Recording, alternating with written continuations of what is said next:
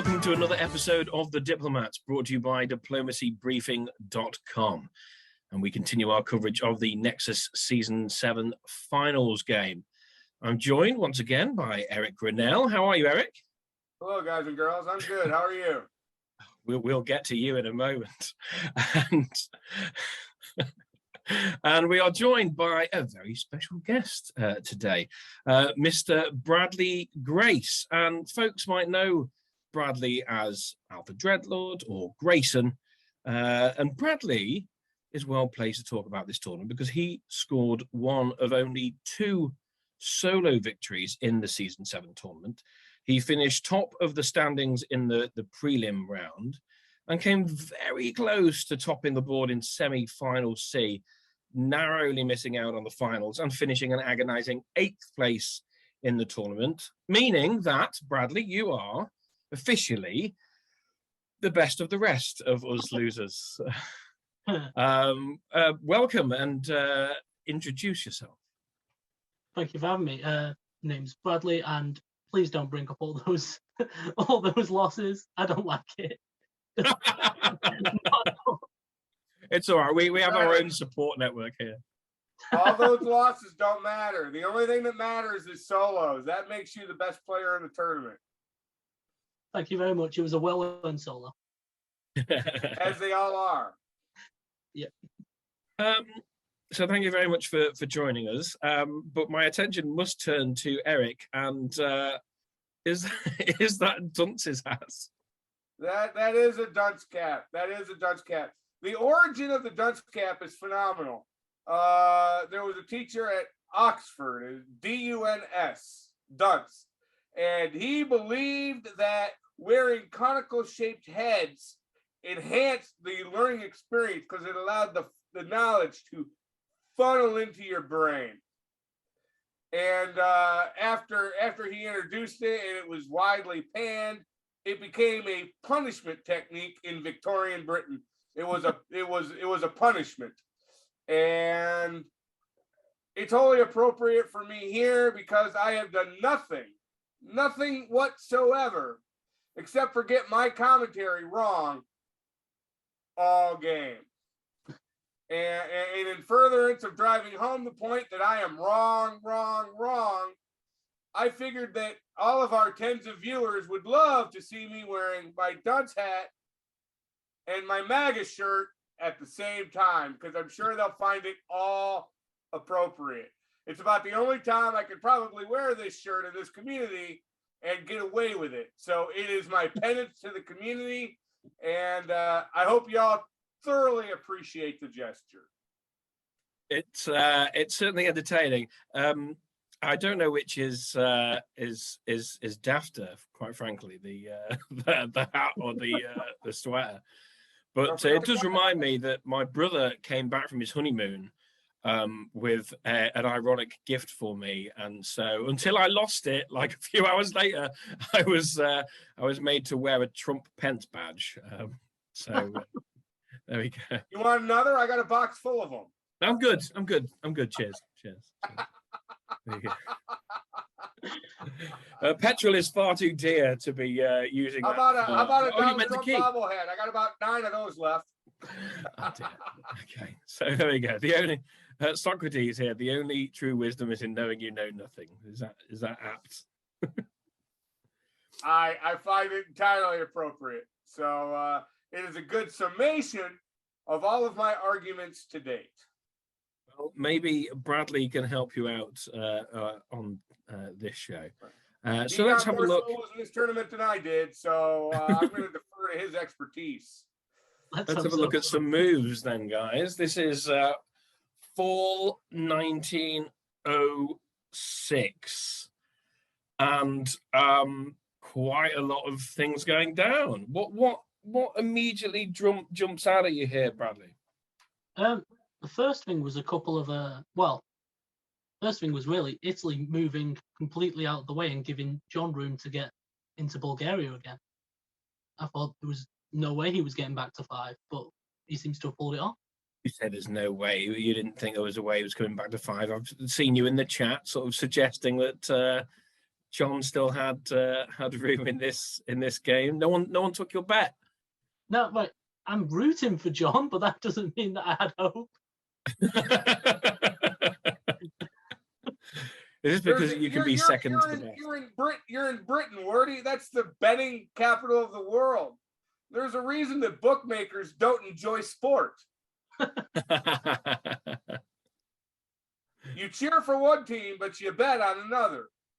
Yeah, I'm used to that. You got to hedge your bets, right? It's win-win. Often it's not lose-lose. I've never met a bookmaker who enjoys sport ever. What are the headlines for you, Eric? Number one headline is that Greg did not convoy to Tuscany, and I'm very, very disappointed. I understand why he didn't. He knew he had no builds coming, and the convoy to Tuscany risked Tyrolia to Piedmont, and he really didn't want that. So I understand why he didn't do it, but I really, truly think that the convoy to Tuscany would have been much more cute. Given how the turn went, it was the right move to make. Because if he had successfully convoyed to Tuscany, he would have just been sending it there to get popped. So just one more reason I'm wearing the dunce cap, because convoying to Tuscany would have been a done move. To add to that, really, he's also guaranteed that he gets into Western Med by not doing the convoy. Probably Western Med is important. And it does show one way in which I was not wrong. These moves here indicate to me, until next turn when they prove me wrong, which I'm certain they will, that Greg and Ed have kind of come to the kind of agreement that I was hitting at last time. That they're gonna throw a little bit of force at each other, but really just enough force to keep each other honest. That's kind of what this board looks like at this point. Ed has a disband. If that disband is Barrett C, I'll feel very, very validated in my commentary. If he doesn't disband Barrett C, if he chooses instead to, I'm incorrect. He doesn't have a disband. Budapest is going to be popped, isn't it? Yes. Yeah. So I Ed can has tell no you that disband. it is. Yeah. I'll quit going on that path because one dunce hat per game is enough for me. I don't need to wear a second one. That's the case. Do you think that going to the Norwegian Sea would have been a better move for Barents? Why Norway here? I think it was part of that whole keeping each other honest. You think it's arranged? If Greg had ordered north to Skag or Helgoland, Greg would have had to choose between sending an English south and having enough fleets to get the job done in the south, or giving up North Sea to Ed. So I think that it was kind of agreed upon between Greg and Ed. However, as we're seeing, I'm getting a lot of stuff wrong this game. I think the main thing I'm learning from this game is you can't see with any wisdom whatsoever what's going on in these games without being privy to the diplomatic back and forth. People will stop watching. We don't need these jokes. I would hate to lose my tens of viewers. It would be devastating. He loves you all. Don't you listen to him. I would point out that North Sea ordered London convoys to Holland, but the army held. Is that a misorder or? I don't think Greg misorders. Unless he likes the 4 Vs, that is. The fleet had to do something. So it's kind of I consider it an implied threat. Okay. But in that case, shouldn't support Kiel to Holland as opposed to go the other way around? Yeah, that's or is Kiel there to support Denmark in case there's a move to Helgoland? I don't know. I think tactically, Roar supports Kiel to Holland would have been a better move, but Ed's got to be careful here to not make himself too hollow, because those moves to Skag and Helgoland are possible. That's part of why Barents went to Norway, not to Norwegian, because Ed is at risk here of becoming too hollow. Okay, here's a question then. Why wouldn't Norway drop down to Skagerrak, which is guaranteed, and then backfill into Norway? Because then first off, Norway to Skagerrak isn't guaranteed. It either makes it or it bounces. He could support it with Denmark. He could have supported it with Denmark. Yeah. You know, it's pick your poison, because if he drops down to Skagerrak and supports himself to Norway, then he's risking letting a fleet bop up into Norwegian, and then Barents is in jeopardy. Ed's playing a shell game here. He's got too much turf to cover with too little units. Might have something to do with the fact that he shoved 6 armies south of the stalemate line. Ed should definitely have at least one more fleet on the board, and he doesn't, because he chose a strategy different than mine.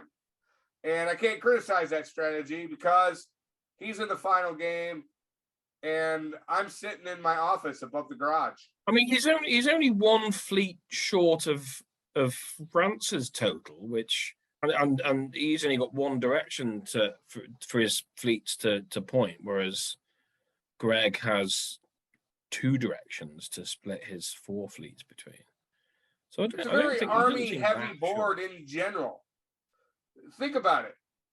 France has the same number of fleets as Turkey, has the same number of fleets as Italy, has the same number of fleets as Germany.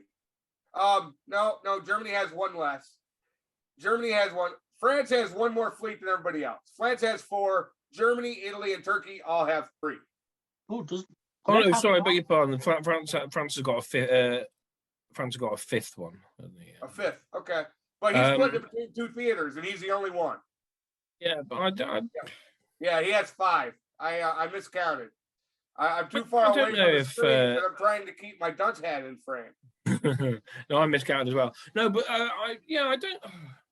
I mean, if he's going aggressively against France, then he probably needs another fleet. But I don't look at this German position and go needs another fleet build particularly. I'd be more worried about keeping his gains in the middle on land. No, am I misreading this? Yeah, because you just call him gains in the middle. He just lost them both. He doesn't have any gains in the middle anymore. Well, if he'd had another army, he might not have lost them. He had another army, he'd have 1 fewer fleet, and then he'd be losing everything. So, what do we think about whatever has happened between? We just recorded our show for Spring 06. I don't know, 6 hours ago, whatever it was. Maybe not even that. And we were praising the great work by this newfound German-Turkish alliance. And yet, look at what happens here. That has been very consistent of this game. You'll recall one of our earlier guest commentators was Keith, Superstition, Don. And he said that this game was going to be very transactional. Transactional is hobby language for the opposite of alliance play. But certainly John Anderson in Turkey is known for that style of play. He just saw it. It's very funny because it focuses yet again on Bulgaria. And that was the last time he did a brilliant flip-flop, when he worked with Russia to convoy Armenia into Bulgaria, which was the beginning of the death of Carthage. So everyone take note. When you play games with John Anderson, put in a positive way, he's very flexible. And you can always count on the opportunity to prevail upon him a new strategy. But negatively, he's flip-floppy and you can't trust him.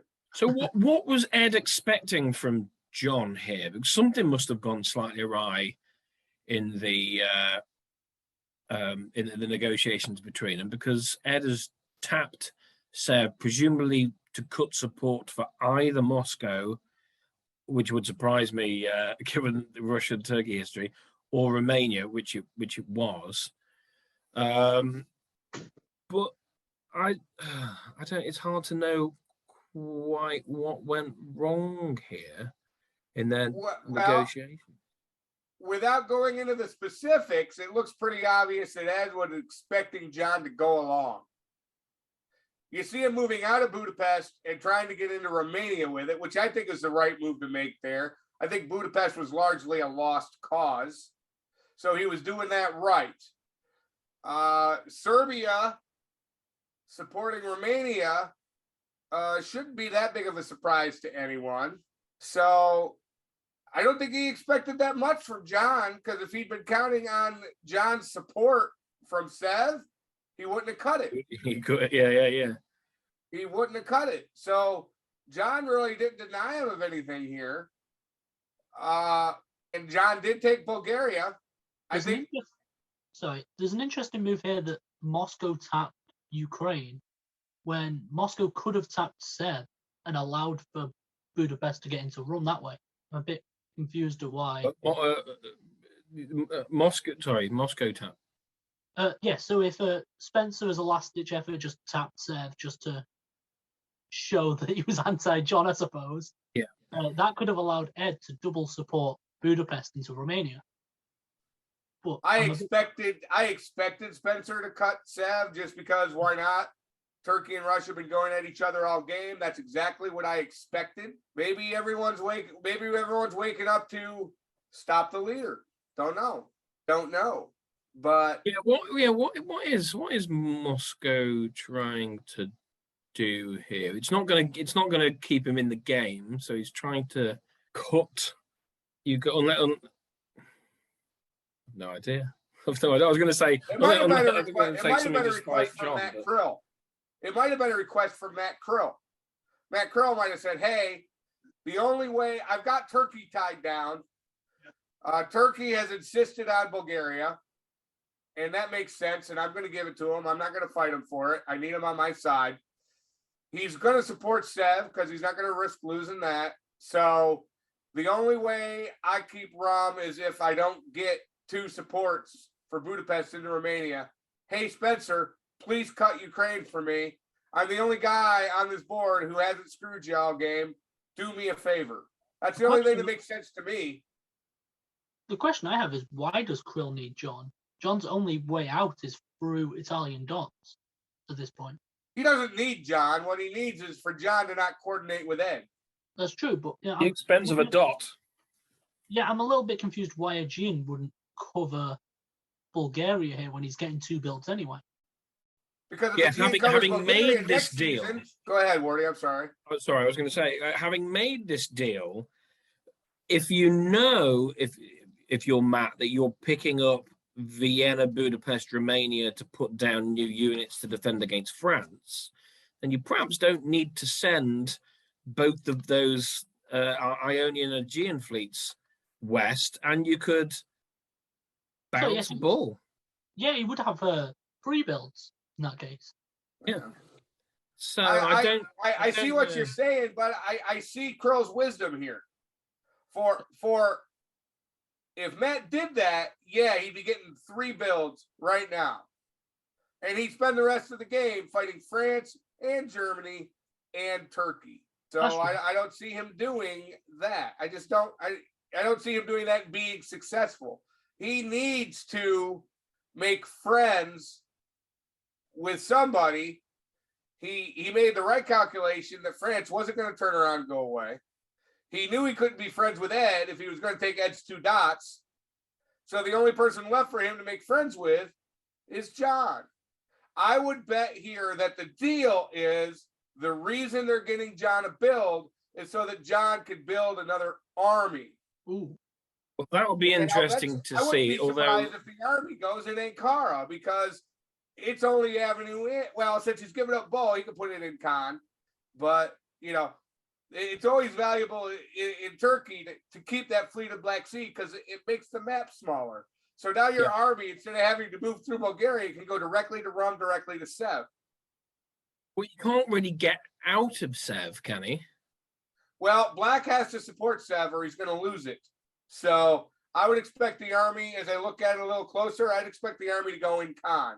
But, yeah, John's not going to build any more fleets. I mean, if you're Matt Krill, you're damn well hoping that's the case. What is John's opportunity? I will loan Matt Krill my dunce hat because John will have taken advantage of this deal.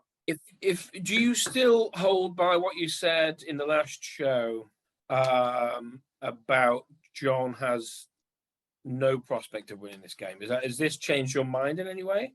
It has gone up. I thought he was going to be facing France and Germany and Turkey the rest of the game. I'm talking about Turkey. I'm sorry? I'm talking about Turkey. Do you think he's got any chance? of topping. I'd give him 2 or 3%. Okay, so not high. That's a very polite no. Because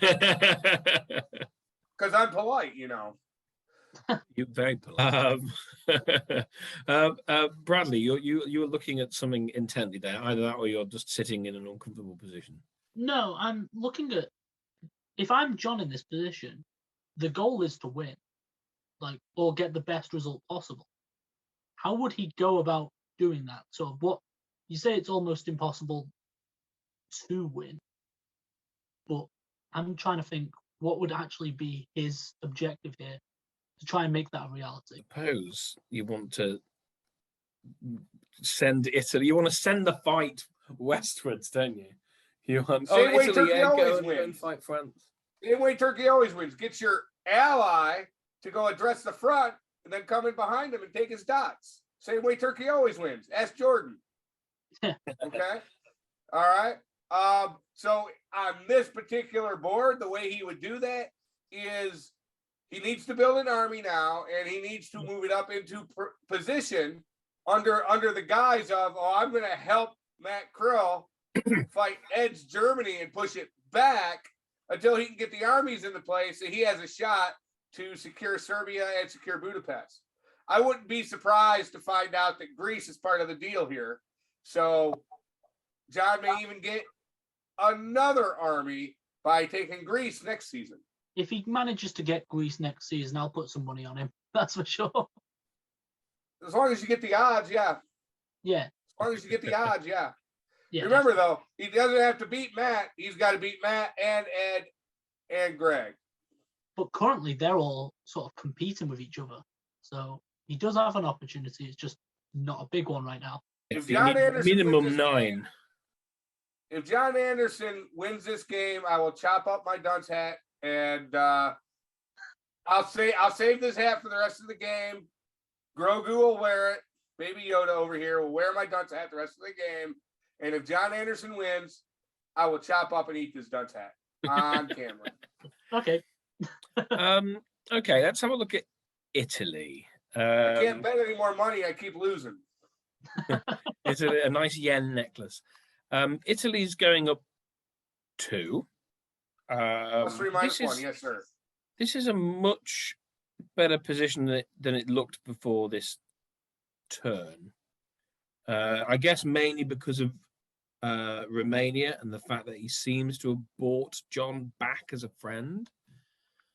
John back as a friend is much more important than Romania, which also means that his current advantage is much more precarious and fungible. Whether he has Romania or not is much less important than whether or not he has John Anderson's good graces. Because if he doesn't have John Anderson's good graces, that's exactly how long he'll keep Romania.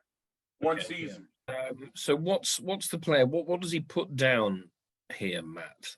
One of each? Yeah, it's got to be, hasn't it? Probably go Fleet, Rome, Army, Venice, right? I think that'll be the consensus opinion of everyone who's not drunk.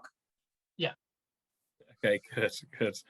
Although that army in Piedmont might be a little tricky to sort of guess. I mean, I suppose Tyrolia could cover Venice while he covers Tuscany, but it's annoying and kind of poetic because he spent so long at the start of the game squatting in Piedmont, and now France is. I'd expect spring moves of Tunis to West Med, Tyrrhenian to Lyon, Venice supports Tyrolia to Piedmont, Tyrolia to Piedmont, Rome to Tuscany. Yeah, that's why you build the fleet in Rome instead of Naples. Okay, yeah. Definitely Rome, not Naples. Yeah. The other reason you build in Rome, not Naples, is because if you tick off John Anderson at this point, your game's over. Yeah. Game might be over anyway. Just ask Spencer. He'll tell you all about John Anderson. Okay, what are the French prospects then? He's not grown. There's no obvious easy pickings here. The only The only builds I see in France's future for the rest of this game are Tunis and Rome. And those aren't sure things. Neither of those builds are sure things. But those are the only prospective builds I see possible for France at this point, unless Germany opens the back door somehow. Do you think he's made the right decision here by coming south? Should he have thrown his fleets northwards? It was the right decision. Krill was the bigger threat, so you've got to deal with the bigger threat at this point. I think Krill was the bigger threat, and I think the Italian dots are probably easier for France to get their fingers on than the German dots at this point because of the position on the board. Yeah. Okay. So all this leads me to the conclusion that certainly you, Eric, still consider, as you did in the season before this one, that Ed is in the driving seat. Do you still think that this is the case? It's much less solid than it was when I thought that Ed and John had an alliance going together. Your current supply center count is 10, 10, 9. And when trajectories, there is much more momentum going on in Matt's favor at this point. The only thing that works to Ed's advantage at this point is I don't think there's anything left for Ed to lose to Matt. I don't think Matt has any realistic chance in the remainder of this game of taking Munich or Warsaw or Moscow. I see it as highly unlikely. He does if he's got John's help and then John is picking up dots in return. So for example, if John was to help Krill get up to Moscow, Warsaw, maybe. There are certain triangles in this game that are very powerful. And Superstition is very good at lecturing on these triangles. But Warsaw, Moscow, and Ukraine is one of those triangles. And it's very, very powerful. John and Matt can sit in Galicia and Romania and Sev, and Ukraine still isn't threatened in any way, shape, or form. So that triangle doesn't fall apart until Matt Krill gets all the way up into Silesia. And the game just isn't that long. We've got, 4 years left, so eight seasons. I had a game with Matt Krill and he used that exact same triangle on me to stop my progression. So, yeah, you're exactly right. I'm looking way, way forward, and I'm making another dumb bet that's probably going to see me wearing another Dutch hat. And my next Dutch hat will be made of good colored poster board instead of turning Christmas paper inside out. Like this one. I'm very festive. So I'm putting myself at risk here. But I wouldn't be surprised if the deal between Ed and Greg at this point is take a dot off Krill, give it to Greg, and they finish this game at 10-10-9. I wouldn't be surprised at all. Ed likes to be popular at least as much as he likes to win. And Greg doesn't have any ego wrapped up in winning this tournament anymore. Greg playing this tournament is like Tom Brady playing football in the backyard with 9-year-olds, apparently. It's just another ring for Greg Willie, isn't it? He's already got one. So, but he got it because he's competitive. He's here because he's competitive. He's still competitive. Still wants to win this thing. He's definitely competitive. We saw that in the semifinal game. He had his trip to the final secured, and he wouldn't give up a thing to either of us to help us guarantee our season 8 bye. All he would give us was, yeah, I'll quit attacking you. And given the way Wardy and I were clowning around, if he said, nah, I'm going to keep attacking one of you guys, the other one would have helped him. So.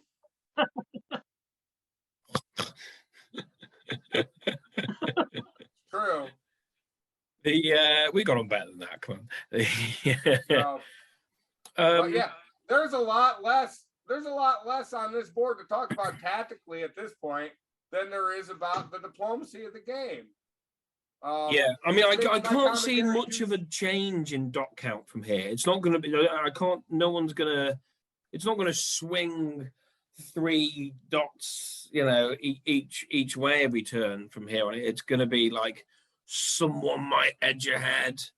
There might be a threat to throw or something like that triggers a If small there's the right change. level of coordination, you may see a season where Matt Crow loses a lot of dots, but he won't lose all of them to one player. He'll lose some to John, some to Greg, maybe one to Ed.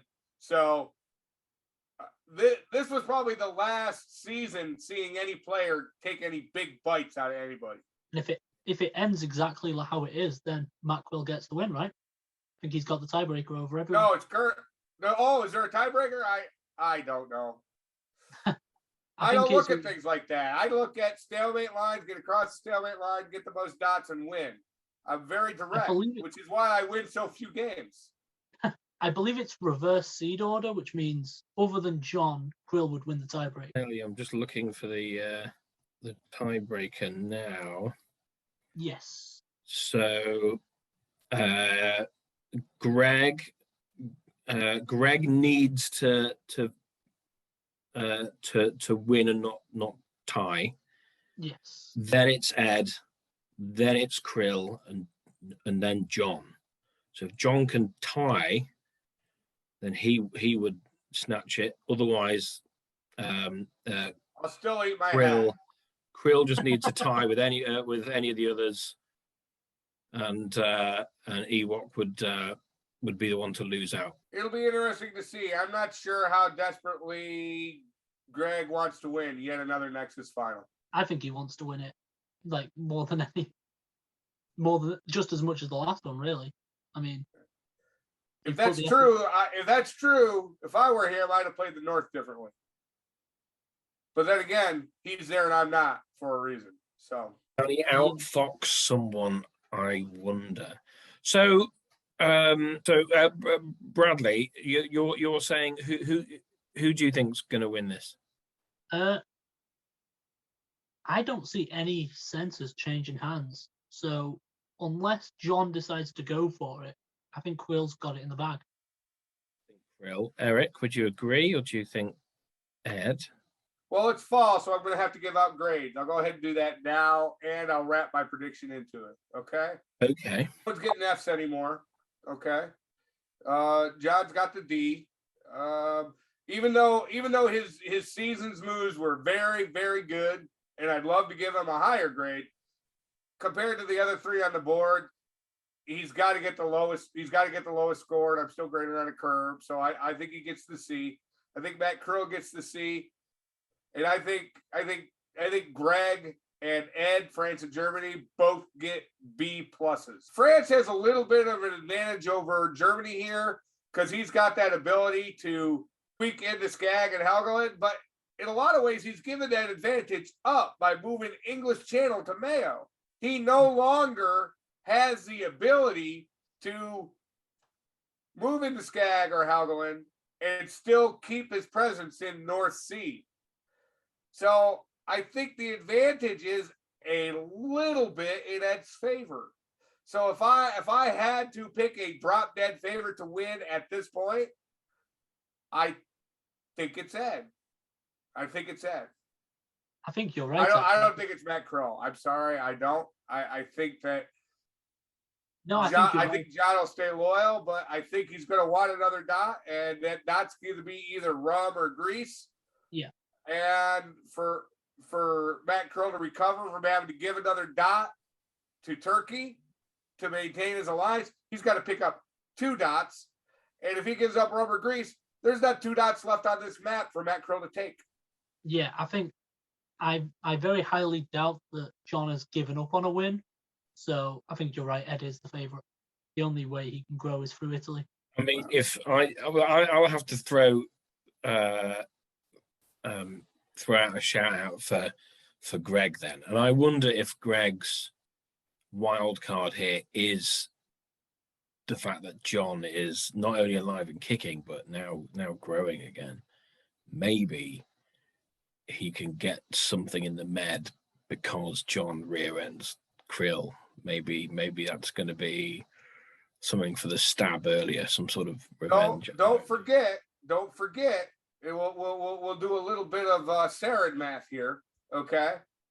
If Matt Curl is taking it from both bumpers, and he knows he's not going to win, he's going to have to take a look at his second best. And if he's getting sandwiched between Greg and John, that second best is going to be Ed. Maybe. Oh, yeah. Well, this is what it comes down to. This is why the game is called diplomacy, right? And not geography chess. So. I think both Greg and John are smart enough to avoid that. It's a mistake I made, and they're way too experienced to fall for something like that. They're going to see that.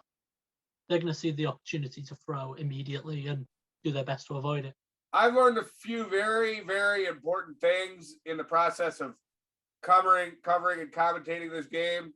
The number one thing I just learned today, which is the number one way of knowing whether or not you deserve to wear a dunce cap is if you have to go to YouTube and look up how to make a dunce cap.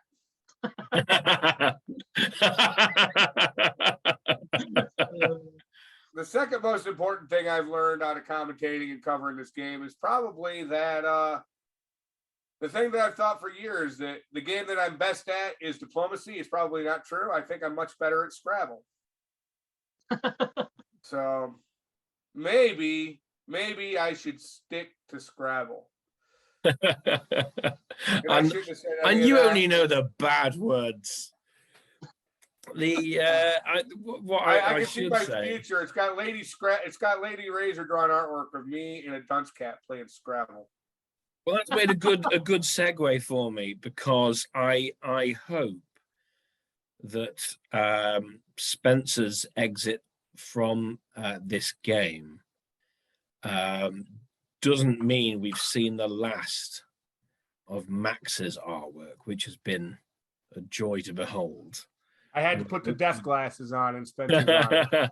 I hope we do see more. more. I wanted to wear them all game, Spencer, but they just don't go with the dunce cap as well as the other glasses did. So if we're going to make a mockery of me, I think we should go full speed. And so I had to wear the other glasses. But this is probably my last chance to wear the death glasses this game, so I had to wear them. Yeah, sorry to lose you, Spencer. I very much enjoyed our chat as the game was starting, and I hope we can get you on for another chat to talk about how this game went from your perspective. But that is Russia sadly eliminated in 1906, and thank you for playing. Before we wrap up, gentlemen, have we covered all the builds we're expecting? I think we have. So we're expecting Fleet Rome, Army Venice, Bud and Moscow have gone. Army Constantinople is the only other build. An army for Turkey. Yes. Army Con, Army Ven, Fleet Rome, and that's it. What happens there? Anything to add before we finish?